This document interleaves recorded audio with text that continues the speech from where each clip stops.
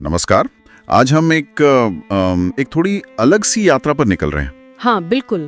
चंडीगढ़ की जानी पहचानी दुनिया से हिमाचल के वो धुंधले थोड़े रहस्यमयी पहाड़। और हमारा विषय है यक्षिणी से जुड़ी मान्यताएं। काफी दिलचस्प विषय है ये। हाँ, और हम इसे समझेंगे एक लेख के कुछ अंशों से। हमारे स्रोत का शीर्षक है the Yakshini's true fear and the price of greed. अच्छा, तो इरादा यह है कि इन मान्यताओं को थोड़ा खुरे दें, गहराई में उतरे। हाँ, खासकर वो यक्षिणी को बुलाने की जो कथित रीतियां हैं, और उससे भी ज्यादा वो चीज जिसे स्रोत कहता है असली डर। असली डर, ये क्या है, इस पर बात करना जरूरी होगा। बिल्कुल, ये सिर्फ लोक कथा नहीं लग रही स्रोत के हिसाब से। नहीं, ये कुछ और इशारा कर रहा है। हाँ, ये लालच और उसकी कीमत की कहानी ज्यादा लगती है। सही कहा। सोचिए जैसे हम हाईवे पर रात में गाड़ी चला रहे हो, अंधेरे में। हाँ, और हेडलाइट की रोशनी में अचानक कोई दिखे एक पल को और फिर गायब। उफ, वो एक सिहरन सी होती है ना? और ऐसा ही लगता है जब मैदानों से पहाड़ों में जाते हैं। माहौल बदल जाता है। सिर्फ नज़ारे नहीं बदलते, हवा, माहौल, यहाँ तक कि सोचने का तरीका भी। हाँ बिल्कुल, पहाड़ों में कुछ तो अलग बात होती है। तो चलिए इसी बदले हुए माहौल में चलते हैं। चंडीगढ़ की वो सीधी प्लान की हुई सड़कें, उनको पीछे छोड़ते हैं। और हिमाचल की वो घुमावदार अंधेरी सड़कें। हाँ, जहाँ हर मोड़ पे लगता है पता नहीं क्या हो। बिल्कुल। मान लीजिए शिमला जा रहे हैं, देर रात है, पिंजौर या कसौली के बाद सड़क एकदम सुनसान हो जाती है। हाँ, वो वाला हिस्सा। एक तरफ गहरी खाई, दूसरी तरफ घने पेड़, और रात का वो घना अंधेरा, बस गाड़ी की लाइट्स। सही, यहीं से मुझे लगता है हमारी आज की चर्चा का सही माहौल बनता है। बिल्कुल। और स्रोत भी इसी बदलाव की बात करता है, कैसे वो शहर वाला दिमाग, वो तर्क, पहाड़ों के उस पुराने रहस्यमयी माहौल में धीरे धीरे घुलने लगता है। और इसी माहौल में पनपती हैं वो मान्यताएं जिनका जिक्र स्रोत में है। हाँ, लेख कहता है कि हिमाचल और कुछ हद तक उत्तरांचल के पहाड़ी इलाकों में अच्छा, एक खास तरह की इकाई का जिक्र होता है। इकाई? कैसी इकाई? चिराग जली औरत। चिराग जली औरत? हाँ, स्थानीय लोग इसे यक्षिणी कहते हैं। यक्षिणी? तो ये क्या है, कोई भूत प्रेत? नहीं, यहीं पर स्रोत एक जरूरी बात बताता है। वो कहता है ये कोई आम भूत प्रेत या भटकती आत्मा नहीं है। अच्छा, तो फिर? उसे जंगल की देवी माना गया है, एक तरह की प्रकृति की शक्ति। जंगल की देवी? हाँ, जो छिपे हुए खजानों की रक्षा करती है। खजाना मतलब सोना चांदी? शायद वो भी, या शायद कुछ और, स्रोत ये साफ नहीं करता। पर हाँ, खजाने की रक्षक। और लेख ये भी कहता है कि वो दिखने में बेहद खूबसूरत हो सकती है, लेकिन वो सिर्फ एक सुंदर चेहरा नहीं है। तो फिर? वो एक परीक्षा है। स्रोत उसे कहता है एक शानदार परीक्षा। शानदार परीक्षा? ये कैसा विरोधाभास है, खूबसूरत भी और परीक्षा भी? हाँ, मतलब ये कि वो आपकी मुरादें पूरी कर सकती है। अच्छा, आपको वो दे सकती है जो आप बहुत शिद्दत से चाहते हैं। लेकिन कुछ तो पेच होगा। बिल्कुल। लेख के मुताबिक इसकी एक भारी कीमत चुकानी पड़ती है। कीमत? कैसी कीमत? पैसे? नहीं, पैसे या सोना नहीं, कीमत है आपकी मानसिक शांति। मानसिक शांति? हाँ, स्रोत के शब्द हैं, इच्छा पूरी कर देगी लेकिन शांति छीन लेगी। बाप रे। ये एक सौदा है जहाँ आप अपनी सबसे बड़ी इच्छा पूरी करवाते हैं और बदले में अपना सुकून खो देते हैं। बिल्कुल, अपना अंदरूनी सुकून दांव पे लगा देते हैं। ये कोई आसान सौदा नहीं है, जाहिर है। ये तो सच में गंभीर बात है। तो फिर अगर कोई ये परीक्षा देना चाहे, मतलब इस खजाने तक पहुंचना चाहे, हाँ, तो स्रोत इसकी विधि क्या बताता है? आपने कहा ये जादू टोना नहीं, हाँ, दिमाग और डर का खेल है। तो ये होता कैसे है? हाँ, देखिए, स्रोत इसे सीधे सीधे तंत्र मंत्र नहीं कहता, वो इसे मनोवैज्ञानिक और इच्छा शक्ति की आजमाइश ज्यादा बताता है। अच्छा। जो पहली रीत है जिसे लेख द कॉलिंग कहता है, बुलावा। बुलावा, वो इसी की शुरुआत है। और इसमें कोई फोन वोन नहीं करना है, जाहिर है, ना ही कोई मंत्र पढ़ना है। तो फिर करना क्या है? लेख का विवरण काफी विशिष्ट है। बताया गया है कि साधक को ठीक आधी रात को, हाँ, किसी ऐसी सुनसान जगह जाना होता है जहाँ दो रास्ते मिलते हों। तिराहा या चौराहा? हाँ, आम भाषा में वही, शायद इसलिए कि ये जगहें एक तरह से बॉर्डर पर होती हैं, आम दुनिया और दूसरी दुनिया के बीच। दिलचस्प। और वहाँ जाकर? वहाँ किसी पुराने बड़े पेड़ के नीचे बैठना होता है। पुराना और बड़ा पेड़ ही क्यों? शायद इसलिए कि वो प्रकृति की प्राचीनता का प्रतीक है, स्थिरता का। ठीक है, और वहां बैठकर सिर्फ इंतजार करना है? नहीं नहीं, वहाँ घी का एक दीपक जलाना होता है। घी का दीपक? हाँ, और लेख इस पर खास जोर देता है कि दीपक तेल का नहीं, शुद्ध घी का हो। घी ही क्यों? घी को पवित्र माना जाता है, भेंट का प्रतीक। अच्छा। और फिर आती है सबसे चौंकाने वाली बात। क्या? साधक को अपनी उंगली से खून की एक बूंद निकालकर उस घी में मिलानी होती है। खून? अरे ये तो काफी तीव्र है। हाँ। इसका क्या मतलब है? क्यों करना है ऐसा? लेख इसे पहला पत्ता कहता है। पहला पत्ता? जैसे ताश के खेल में? हाँ, शायद वैसा ही कुछ। ये खून की बूंद एक तरह का निमंत्रण है। निमंत्रण? एक निजी हस्ताक्षर, वो एक संकेत के साधक तैयार है, उसने अपनी ऊर्जा का एक अंश दिया है। ये यक्षिणी के लिए एक निशान है, पहचान है कि कोई बुला रहा है। अच्छा, आशय कुछ ऐसा लगता है। ठीक है, ये हुआ द कॉलिंग, बुलावा। हाँ। इसके बाद अगला कदम क्या है? अगली रीत?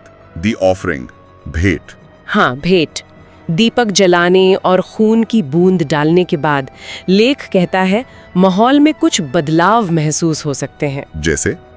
जैसे अचानक हवा चलने लगे, पेड़ की पत्तियां जोर जोर से खड़खड़ाने लगे। अच्छा।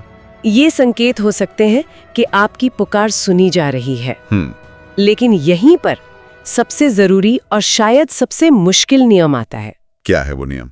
किसी भी हालत में पीछे मुड़कर नहीं देखना है। पीछे मुड़कर नहीं देखना? पर क्यों? अगर डर लगे तो इंसान देखेगा ही पीछे। यही तो, लेख इसे डर का खेल इसीलिए कहता है। अच्छा। पीछे मुड़कर देखना मतलब डर गए, अविश्वास है। मतलब आप समर्पित नहीं है। हाँ, कि आपका ध्यान भटक रहा है। स्रोत कहता है ये परीक्षा का हिस्सा है, आपको डर पर काबू पाना है, अपनी इच्छा पर टिके रहना है, चाहे पीछे से कैसी भी आवाजें आएं या कुछ महसूस हो, पीछे नहीं देखना। ठीक है, और फिर थाली रखनी है? हाँ, फिर साधक को अपने सामने जमीन पर एक खाली थाली रखनी होती है। और इस थाली में भेंट क्या चढ़ानी है? सोना, चांदी, पैसे? अगर खजाना चाहिए तो? नहीं नहीं, बिल्कुल नहीं। तो क्या? लेख साफ कहता है यक्षिणी को आपकी दौलत नहीं चाहिए, वो तो खुद खजाने की रक्षक है। भेंट में साधक को अपनी वो चीज रखनी होती है जो उसके लिए भावनात्मक रूप से सबसे ज्यादा कीमती हो। भावनात्मक रूप से जैसे? कुछ भी हो सकता है।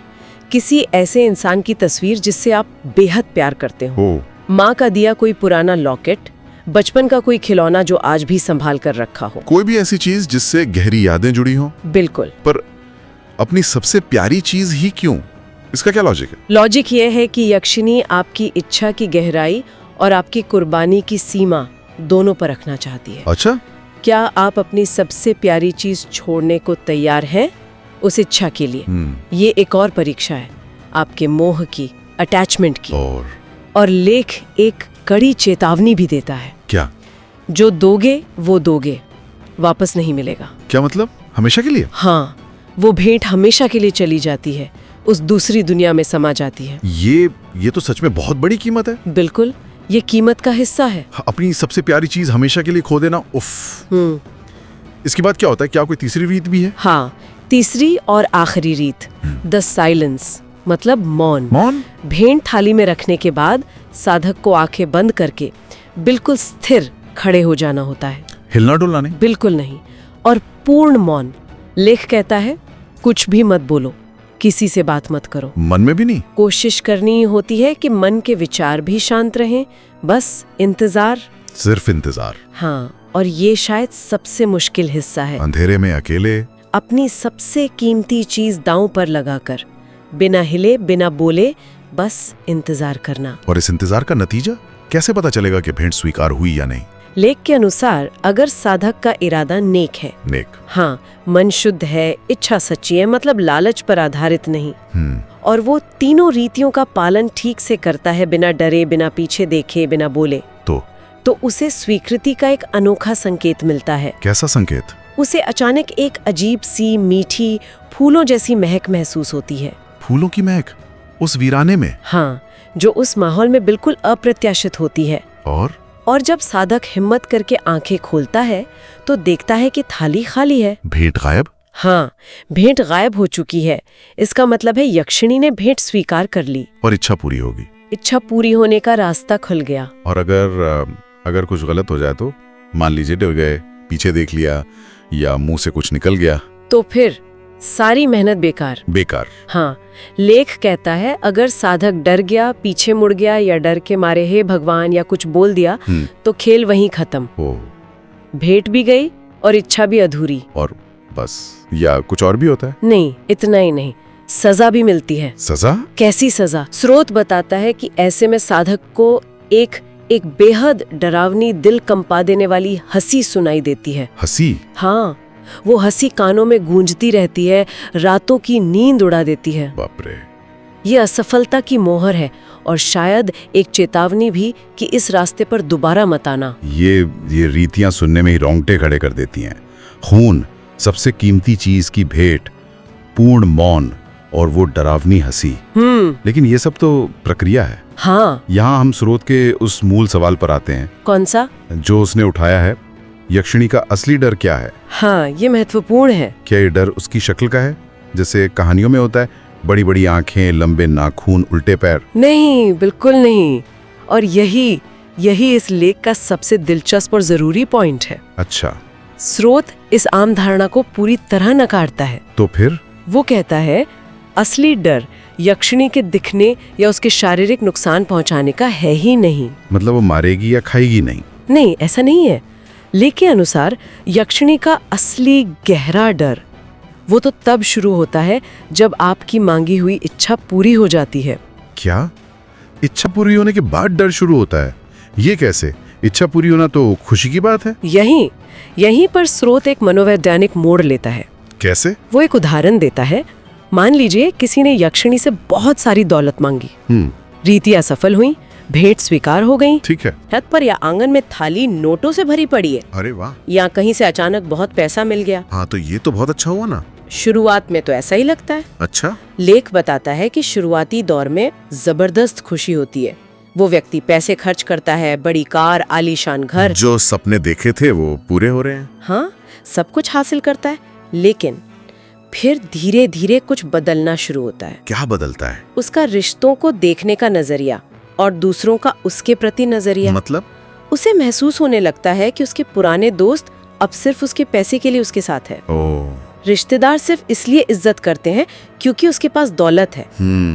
उसे लगता है कि कोई भी उससे सच्चा प्यार नहीं करता।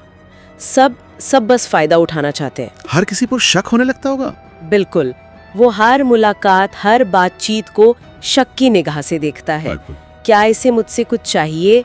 ये सवाल उसके दिमाग में हर वक्त। ये तो बहुत अकेलापन महसूस कराएगा। बिल्कुल।